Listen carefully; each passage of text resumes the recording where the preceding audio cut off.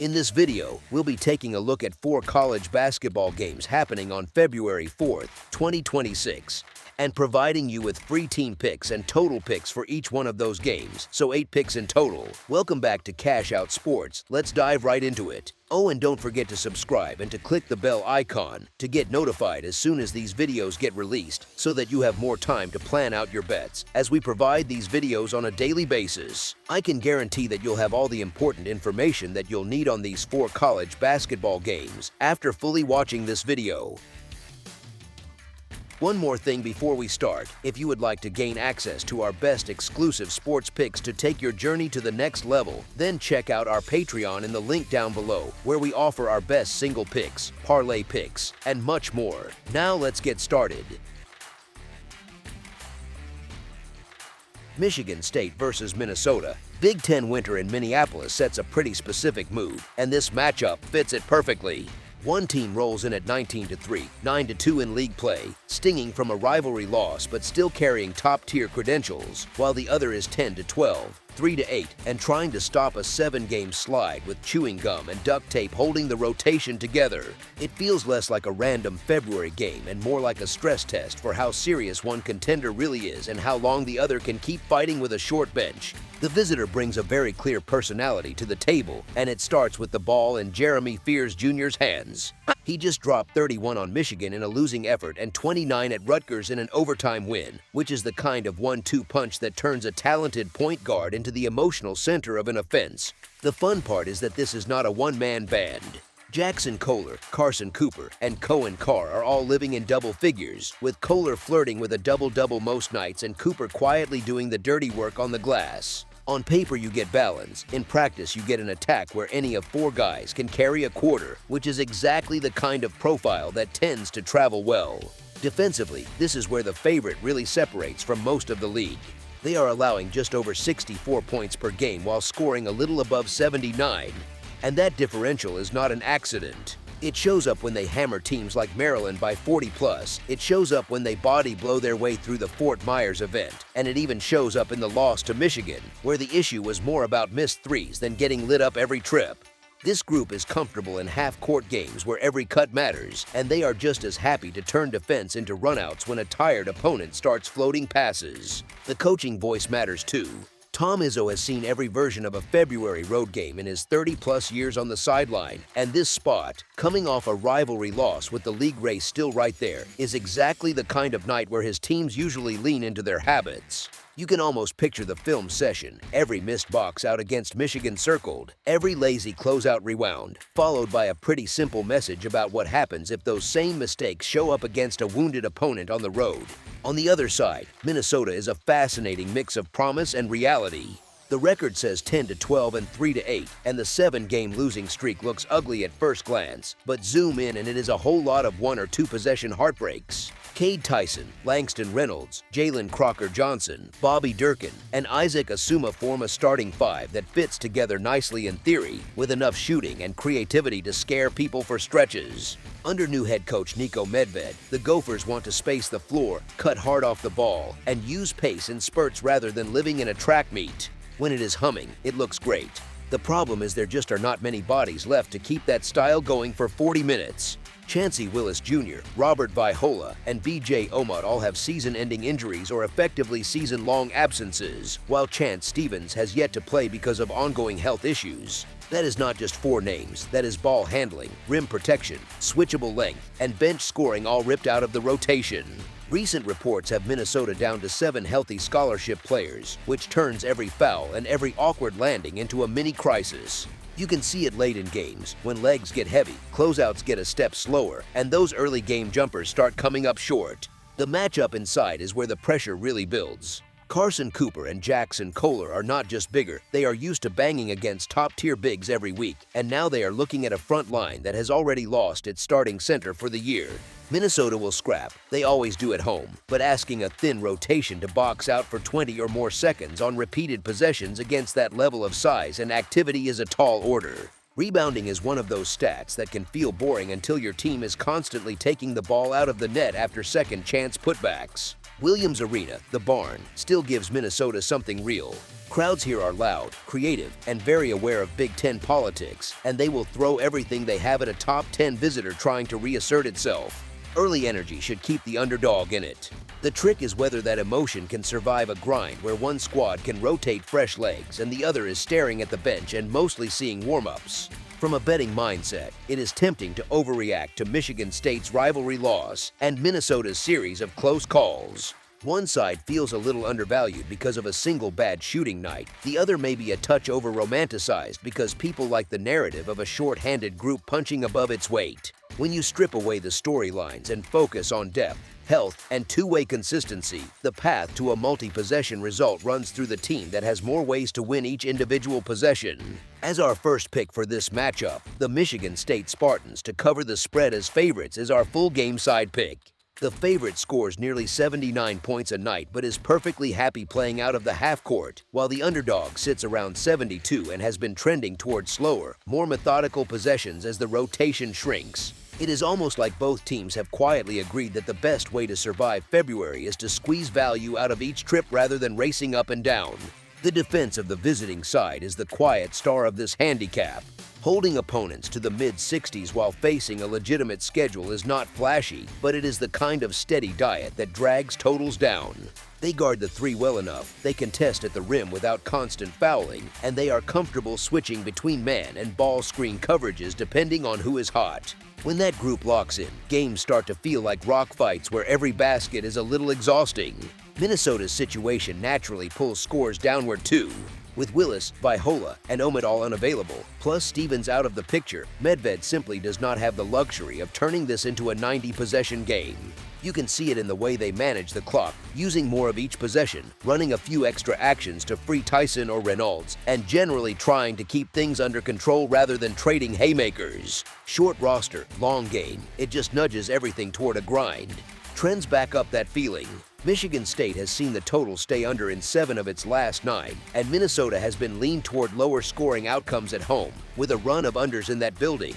On the season, the Spartans sit at 7-15 against the total, and the Gophers at 9-13, which quietly tells you that oddsmakers have been posting numbers a shade too high for how these teams actually play. That is not gospel, but it is a hint about tempo and efficiency patterns that have repeated enough to matter. There is also the human element that never quite shows up in the box score.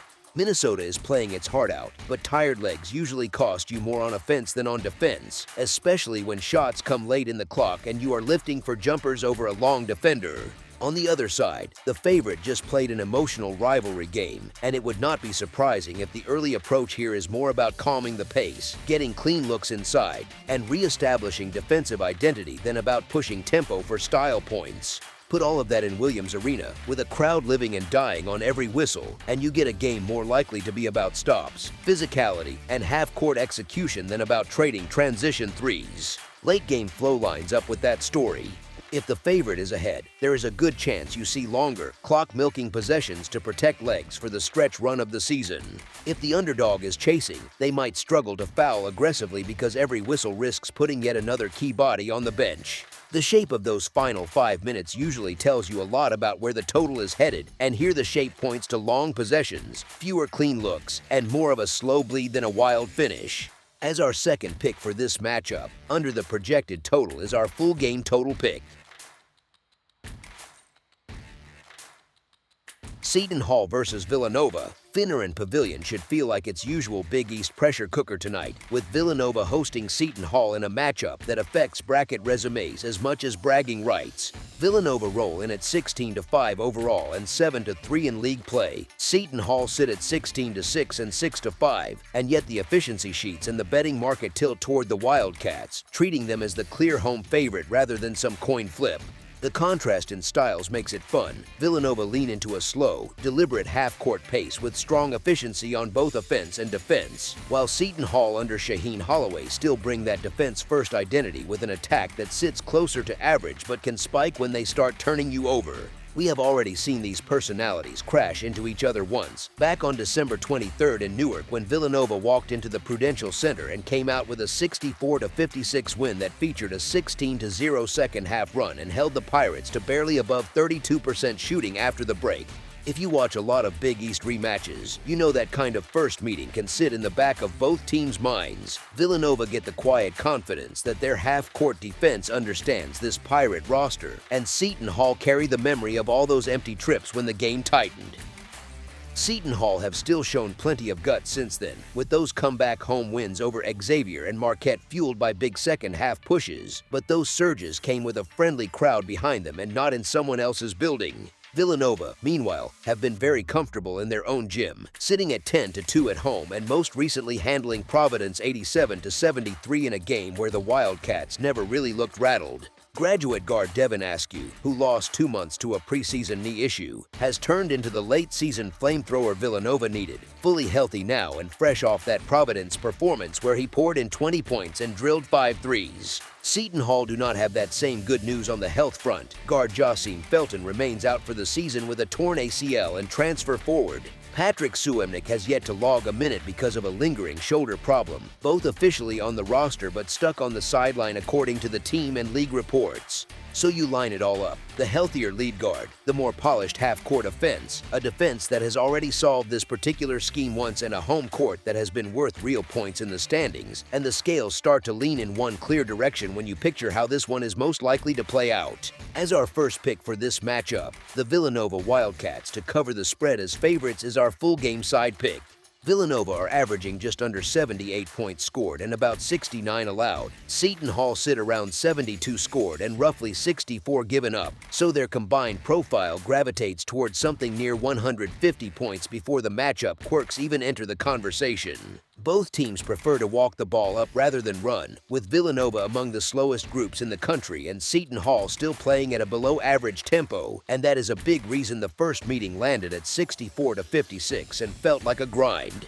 That earlier game did not land low only because of pace, though. It was dragged down by a brutal stretch where Villanova ripped off that 16-0 run. Seton Hall shot just over 32% after halftime, and nearly 5 minutes melted off the clock without the Pirates scoring at all.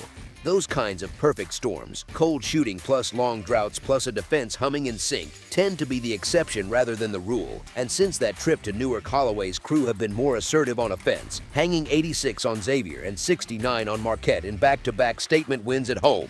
Villanova's recent box scores lean the same direction, with games finishing 88-82, 79-86, and 87-73 as part of a stretch where 4 of their last 5 have flown past expectations and turned into higher-scoring affairs than many people anticipated.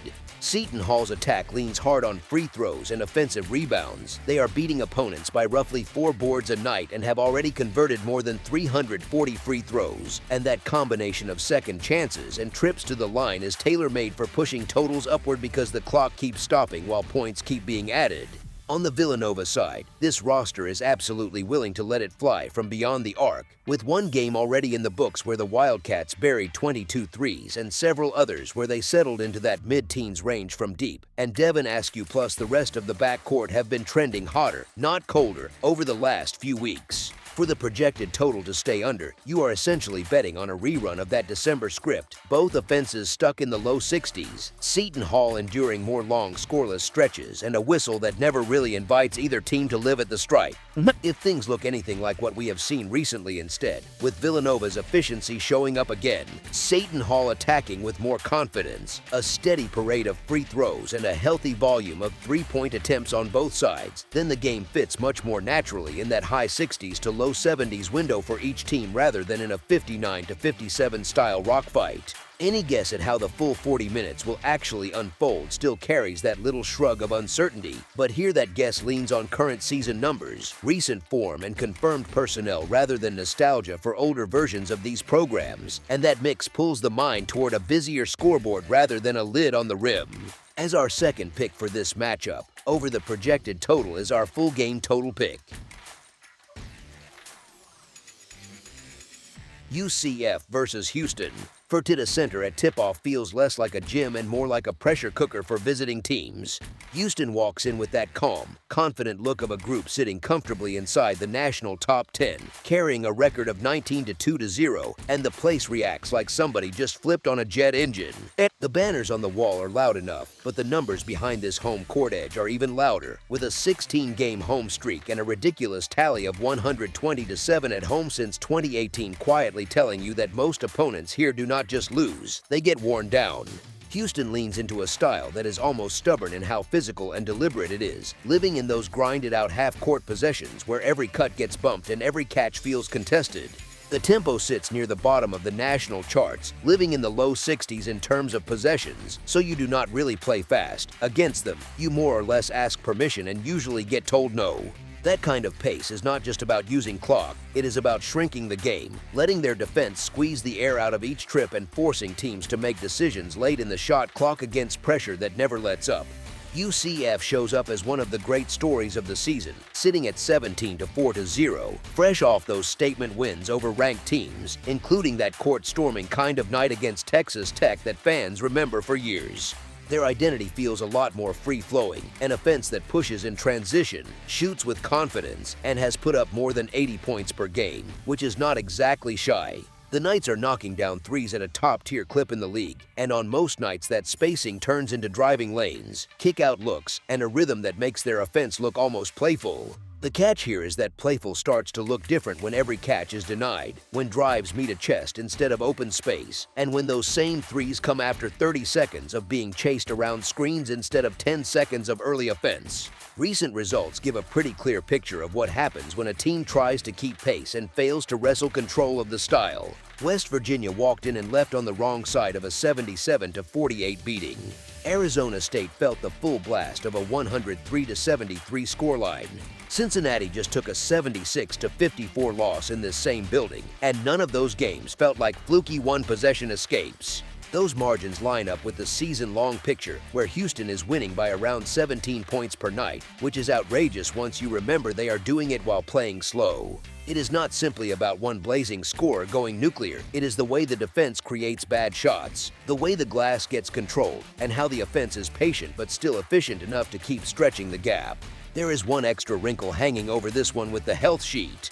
For UCF, center Jeremy Fumina and guard Tanner Jones are both on the active roster but are listed as questionable, Fumina with a knee issue and Jones with an undisclosed injury, so their exact roles and minutes are hanging in that wait-and-see bucket. Houston forward Chase McCarty is also on the Cougars roster and is carrying that questionable tag after hurting his left wrist and going through imaging recently, although reports so far have leaned toward the injury not being severe. Honestly, any one of those names could move the needle around the edges, especially in terms of depth and matchups. But the core of this matchup still revolves around something more basic, the contrast between a slow, punishing, defensive machine at home and a fast, offense-driven visitor trying to stay comfortable in the loudest room on the schedule.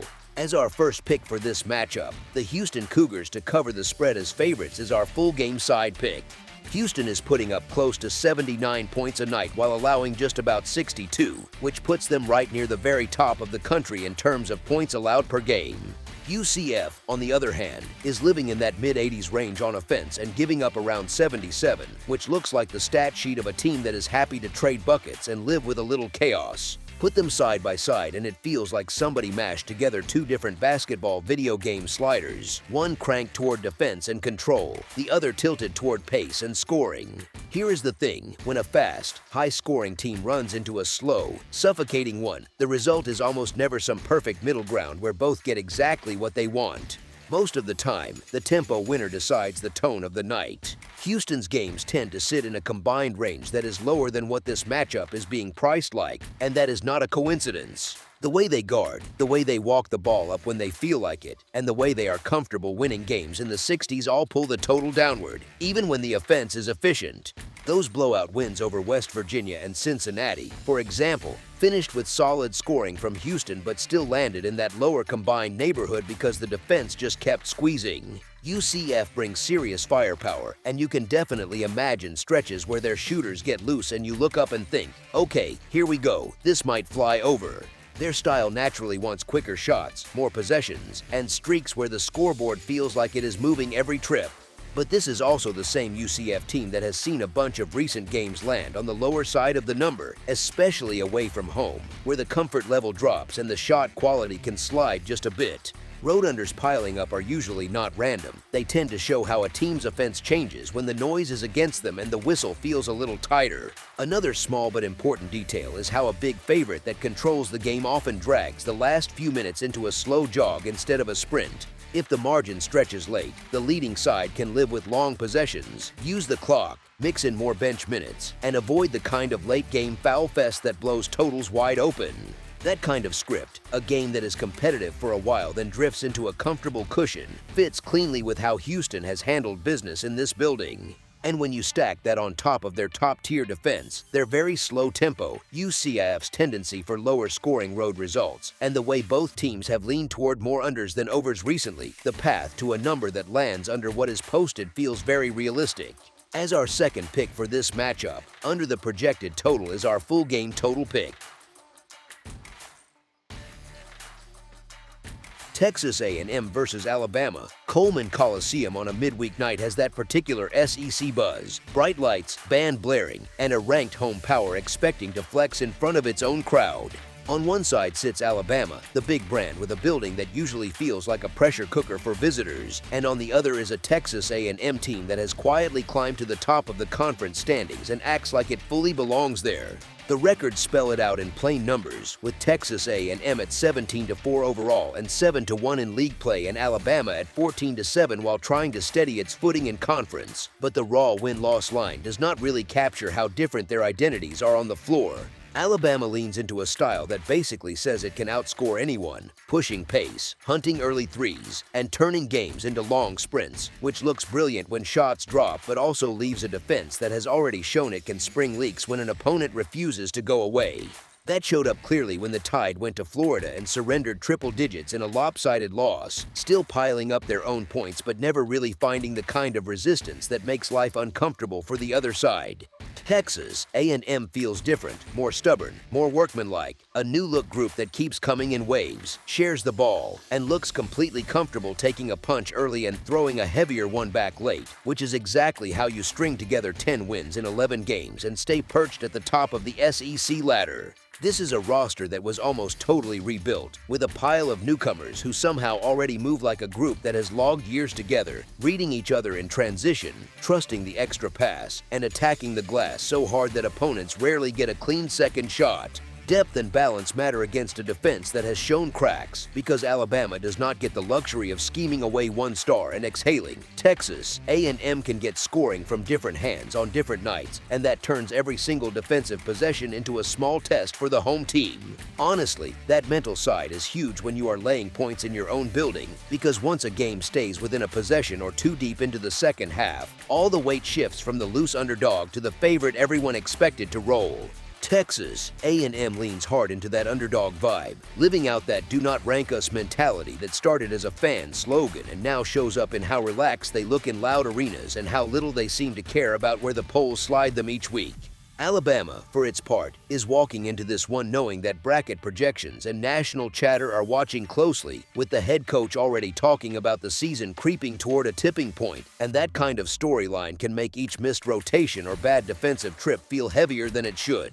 Put all of that together, the high-speed Tide, the fearless Aggies, the current standings, the recent form, and the emotional noise around the game, and it feels less like a casual home romp and much more like a shot-for-shot SEC battle that naturally lives in that tight margin space rather than drifting toward an easy, relaxed cushion for the favorite. As our first pick for this matchup, the Texas A&M Aggies to cover the spread as underdogs is our full game side pick. Both offenses live near the very top of the national scoring charts, with Texas A&M sitting around third in the country in points per game and Alabama not far behind in that single-digit neighborhood, so neither side has any fear of letting shots fly early and often. Watching them for even a few minutes, you get the feel of a modern pickup run more than an old-school half-court clinic, with space everywhere, shooters drifting into open windows, bigs sprinting to the rim, and defenses spending most of the night scrambling. It is very easy to stare at those raw scoring numbers, mix in the tempo both coaches are comfortable with, and just assume the game blasts past any reasonable expectation almost by habit. Here is the thing though, when you look at full game profiles instead of only highlights, the typical totals that come out of each team's nights, the points they score mixed with the points they give up, usually land a bit below the almost fantasy-style projection hanging on this matchup. You are not asking this game to suddenly become slow or ugly, you are simply asking it to behave like a very high-scoring contest rather than an all-time outlier where both sides hit pure peak output at the exact same time. There is also that natural tug that shows up in big conference games on national television, where everyone understands what it means for seeding and for the league race, so timeouts come quicker, rotations tighten, and empty trips start to stick in players' heads a bit more than they did back in the early non-conference grind. Coaches who just watch their team give up triple figures, like Alabama did in that loss at Florida, usually spend the next few days preaching better floor balance, sharper transition defense, and more discipline on the glass instead of yelling for even more chaos. And those small tweaks quietly shave a few possessions off the game without anyone in the arena really noticing. Texas A&M also has a habit of controlling the feel of a game even while scoring in bunches, using ball movement, offensive rebounding, and steady trips to the stripe to keep opponents stuck in longer defensive sequences instead of a pure end-to-end track meet. To be fair, things like how tightly the whistle is blown, whether late-game fouling gets wild, or whether one team catches absolute fire from three for an entire half all live in the basketball is weird bucket, and you can only treat them as true variables, not guarantees. What you can lean on are the current season numbers, the preferred pace, the way both offenses naturally create points, the way their defenses bend under pressure, and the stakes attached to this specific night. And those pieces together point toward a game that is still fun and fast, but ultimately lands just a bit shy of the inflated scoreline everyone will be talking about before tip-off. As our second pick for this matchup, under the projected total is our full game total pick. That's all for now, so if you have any other games you would like reviewed, then leave a comment down below with the game you would like analyzed, subscribe to our channel, leave a like on this video, and we'll get to it as soon as we possibly can. We would also love to hear your opinion on the picks presented to you in this video, whether you agree or disagree with them, so leave a comment down below and do let us know.